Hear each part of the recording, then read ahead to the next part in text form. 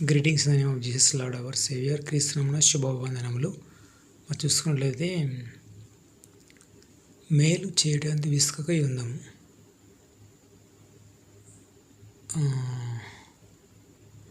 ఇవ్వుడి మీకు ఇవ్వబడిన అణచి గురించి దిగజారినట్లు ఇవ్వబడను. లూకాసు వార్త 6:38. ఇవ్వాలంటే మనలో ఉన్న హెల్పింగ్ నేచర్, సహాయ గుణాన్ని ఇవ్వాలి. క్రీస్తు ఏం చేశాడు? యెరూషలేం దేశంలో రోగులు, బెతెస్దా కోనేటి వద్ద రోగులు, ఈగలు, దోమలు వాలుతున్న వాళ్ళను చేరదీసి వాళ్ళ గాయాలు మాన్పి వాళ్ళ ఉన్న పీడిస్తున్న చీకటి శక్తులు, దుష్ట శక్తులు, అంధకార శక్తుల్ని వెళ్ళగొట్టిండు. అంటే వాళ్ళకు మంచి స్వస్థతను ఇచ్చిండు. చనిపోయిన లాజరును లేపిండు. మరి సామాన్య కుటుంబంలో పుట్టిన క్రీస్తు ధనవంతుల కుటుంబంలో పుట్టలే. ఎక్కడ పుట్టిండు? పశువుల పాకలో పుట్టిండు. తొట్టిలో పశువుల పాక అంటే ఎలా ఉంటుంది? అంత ఈగలు, దోమలు ఉంటాయి, అంత రొచ్చు గడ్డి ఉంటుంది. పెరిగింది కూడా సాధారణ కుటుంబంలో. అయితే ఇక్కడ చూసుకున్నట్లయితే మనకు నేర్చుకోవాల్సిన అంశం ఏంటంటే ఇతరులకు సహాయం చేస్తూ ఉండాలి. దీవిస్తే దీవెనలు, శపిస్తే శాపాలు. ఇతరులకు మేలు చేస్తూ ఉండాలి. మన కళ్ళ ముందట ఎవరు కనిపిస్తే వాళ్ళు. కొంతమంది ఆహారం కోసం ఎదురు చూసే వాళ్ళు ఉంటారు. భార్యాభర్తల మధ్యలో సమాధానం లేని వాళ్ళు. కొంతమంది యాక్సిడెంటల్స్, రకరకాల సమస్యలు హాస్పిటల్ ఉన్న వాళ్ళు ఉంటారు. ఆర్థిక సమస్యలు, ఏదో ఒక సమస్య ఉన్న వాళ్ళు ఉంటారు. మదర్ తెరీసా చూడండి, బీదలకు అక్కడ కలకత్తాలో చాలా కష్టాలు, ఇబ్బందులు, ఇరుకుల్లో ఉన్న వాళ్ళకు మేలు చేస్తూ ముందుకెళ్ళింది. మిషనరీ ఆఫ్ చారిటీ పెట్టి నోబెల్ ప్రైజ్ పొందుకుంది. మరి ఒకరే శ్రమ పడ్డదా? అనేక సంవత్సరాలు సహాయం చేసి నోబెల్ ప్రైజ్ వచ్చింది. మరి క్రీస్తు కూడా ఎన్ని రోజులు చేసిండు? 3.5 సంవత్సరాలు ఇతరులకు మేలు చేస్తూ, దీవిస్తూ, ప్రార్థన చేస్తూ, రోగులను స్వస్థపరుస్తూ, 12 శిష్యులతో కలిసి వాళ్ళకు రొట్టెలు, చేపలు ఇస్తూ చేసి చివరికి దేవుడు అయ్యిండు. ఇప్పటి ఆదివారం వచ్చిందంటే క్రీస్తును దాదాపు ప్రపంచవ్యాప్తంగా 400 కోట్ల మంది ఆయన పాదాల చింతకు చేరుతున్నారు. సో మనం ఏం చేయాలంటే, మోషే కూడా అంతే. ఇశ్రాయేల్ జనాంగాలను నడిపించినప్పుడు ఐగుప్తు నుంచి కానానుకు వాళ్ళకు మన్నాని ఇచ్చిండు. ఎందుకంటే ఆ ఎడారులలో వాళ్ళకు బియ్యం లేవు, టమాటాలు, ఆలుగడ్డలు, రొట్టెలు ఏం లేవు. ఏమున్నాయి? ప్రార్థన చేస్తే మోషే పరలోకం నుంచి కొత్తిమీర గింజ లాంటి, అవము లాంటి పరలోక మన్నా వచ్చింది. ఆ మన్నాను భుజిస్తూ, పాటలు పాడుతూ, నాట్యం ఆడుచు ముందుకెళ్ళారు. ఈ యుద్ధాలు, పోరాటాలు జరిగినప్పుడు మోషే ఏం చేసిండు? ప్రార్థన చేసిండు. మోషే, అహరోను, మిరియాము, ఇత్రో వాళ్ళందరి దగ్గర పవర్ ఉంది, శక్తి ఉంది. అమ్మోరీలు, గెరాసేనులు, యోబుసీనులు, రకరకాల పెరిజీలు యుద్ధానికి వచ్చినప్పుడు వీళ్ళు ప్రార్థన చేసిరు తప్ప వీళ్ళలో ఉన్న బలాన్ని, శారీరక బలాన్ని ఉపయోగించలేరు. ఉపవాసం, ప్రార్థన చూపారు. కాబట్టి మనం ఏం చేయాలంటే, యుద్ధాలు, పోరాటాలు ఇవన్నీ జరుగుతున్న కారణం ఎందుకంటే అన్నిలకు వాళ్ళకి ఏం తేడా ఉంటుంది. ప్రార్థన చేయాలంతే, ఉపవాసం ఉండి దీవించాలి.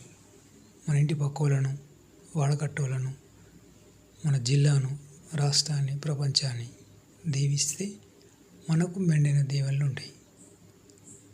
అందుకనే మత్తయి సువార్త 7:7 కదా, దయాగుణండి దేవా, దయాగుణండి దేవా అని అడగాలి. దయాగుణం వస్తుంది మనకు. దానగుణం నేర్పించండి దేవా అని అడగాలి. ఇతరులకు దానం చేసే గుణం మనకు వస్తుంది. మరి ఎప్పుడైతే నేను క్రీస్తుని అంగీకరించే కంటే ముందు అందరిలాగా ఉండేవాడిని. మత్తయి సువార్తలో 7:7 ఉంది కదా, అడుగుడు మీకు ఇవ్వను.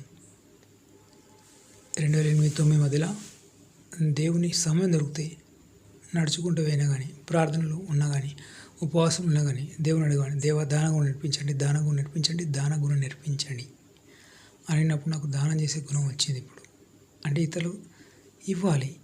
లూకాసు వార్త 6:38 ఇవ్వండి. ఇప్పుడు మీకు ఇవ్వమని అణచుకొని దిగజారినట్లు ఇవ్వబడను.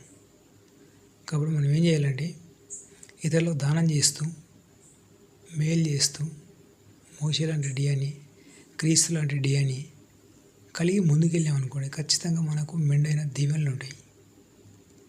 ఓకే, మరి దీవించండి. మరి మోషే 10 ఆజ్ఞలు ఉన్నాయి కదా, మోషే 10 ఆజ్ఞలో చివరి ఆజ్ఞ, తన పొరుగు అంది ఏది ఆశింపకూడదు. మీరు చేసే కూలి పని కానీ, వ్యాపారమే కానీ, వృత్తి పని కానీ, ఏ పనైనా కానీ ఆ పనిలో ఏం కావాలి, మీ మంచి క్రియలుగా అనిపించాలి. అంటే మీకు వచ్చే జీతంలో ఎంత జీతం వస్తే అంత. ఈ నీటి బుగ్గ లాంటి జీవితం 4 రోజుల అంగడి, ఈ తాత్కాలికమే. ఈ భూలోకం మనకు శాశ్వతమా కాదు. క్రీస్తు ఎలా వచ్చాడు? తాత్కాలికంగా వచ్చాడు. కార్పెంటర్ పని, మంచపు కోళ్ళు, కుర్చీలు, పీటలు చేసుకొని రేపటి కోసం ఇల్లు కట్టుకోలేడు, ఆస్తులు సంపాదించుకోలేడు, భూములు సంపాదించుకోలేదు, ఏం కొనుక్కోలేదు. చేసిన సంపాదన అంతా దానం చేస్తూ, ప్రార్థన చేస్తూ, అద్భుతాలు, సూచక్రియ, మహత్కారాలు చేస్తూ పరలోకంకి ఎత్తబడ్డాడు. కాబట్టి మీరు చేసే పనిలో ఏ పని అన్నా కానీ ఎంత జీతం అనరా అని ఆ జీతంలో తృప్తి పడి మీ యజమాని దీవించండి, కింద వర్కర్లను దీవించండి. ఆ జీతం వచ్చేది స్టేట్ గవర్నమెంట్ డబ్బు అయితే, సెంట్రల్ గవర్నమెంట్ డబ్బు అయినా ఆ డబ్బు ఎక్కడి నుంచి వస్తుందో వాళ్ళని దీవించండి. ఖచ్చితంగా మెండైన దీవెనలు. యథార్థత, దేవుని ఎలా ఆరాధించాలి? ఆత్మతో సత్యంతో ఆరాధించాలి. ఈ ఆత్మ సత్యం లేకుండా డబ్బులు ప్రార్థన చేస్తే దేవుడు వినడు. దావీదు మహారాజు చూసిన ఇతర దేశాలకు యుద్ధంకి అయినప్పుడు దేవుడు అభిషేకించండు అతన్ని. అతని దగ్గర శక్తి ఉంది. ఆ శక్తి ఉన్నప్పుడు ఇతర అన్యరాజులను చంపినప్పుడు అవన్నీ సామాగ్రి, యుద్ధ సామాగ్రి, మనులు, మాణిక్యాలన్నీ వదిలిపెట్టి రావాలి. కానీ వచ్చేటప్పుడు ఏం చేశాడు? అన్య రాజ్యంలో, దేశంలో ఉన్న అన్ని సామాగ్రి, మనులు, మాణిక్యాలు అవన్నీ తీసుకొని వచ్చి దేవాలయం కట్టించుకోలేదు. అన్యుల దేశం నుంచి తీసుకొచ్చినాయి, అవి అన్యుల పాలైపోయినాయి. సొలొమోను చేత దేవాలయం కట్టించుకున్నాడు.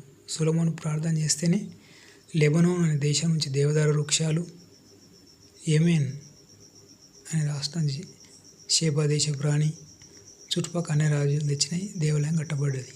సో మీరేం చేస్తారంటే, చేసే పనిలో ఎదుటి వ్యక్తి ఆకలి కొంటే అన్నం పెట్టండి, ధూపం కొంటే దాహం ఇవ్వండి. క్రీస్తు అన్నాడు కదా, నేను దప్పి కొంటే నాకు నీళ్ళు ఇచ్చిదిరి, ఆకలి కొంటే అన్నం పెట్టిదిరని, వస్త్రహీనమైతే వస్త్రాలు ఇచ్చిదిరి.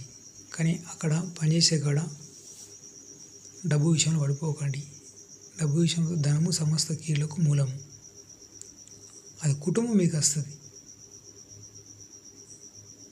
ధనం అనేది ఇసుకరేది చూడండి, ఎంత మంచి సేవకుడు 30-40 విషయాలు పడిపోతాడు. ఒక చిన్న విషయంలో పడిపోయి పరలోక రాజ్యంలో స్థానం కోల్పోయాడు. అతడు కూడా అబ్రహాం లాంటి విశ్వాసం చేత ఇల్లు వాకిలి సమస్తం వదిలిపెట్టి క్రీస్తులోకి వచ్చాడు. రొట్టెలు తిన్నాడు, చేపలు తిన్నాడు, అన్నీ చేసిండు. చివరి క్షణంలో పడిపోయాడు, ప్రార్థన లేక 30-40 విషయంలో. సో మీరేం చేస్తారంటే, మోషే ఇచ్చిన ధర్మశాస్త్రం చదువుకోండి, వారంలో 2 రోజులు 3 ఉపవాసం ఉండండి, ప్రార్థన చేసుకొని పనికి వెళ్ళండి. కూలి పని కానీ, వ్యాపారం కానీ, ఏదే కానీ. మళ్ళీ ఇంటికి వెళ్ళిన తర్వాత మళ్ళీ ఇంటికాడ కూడా టీవీ, న్యూస్ పేపర్, గేమ్స్, ఈ సమయాన్ని దేవునికి కేటాయించండి. మీరు పాలిస్తారు. God bless you. Have a nice day. నా కోసం ప్రార్థన చేయండి, నా కుటుంబ క్షేమం కోసం. Praise lord.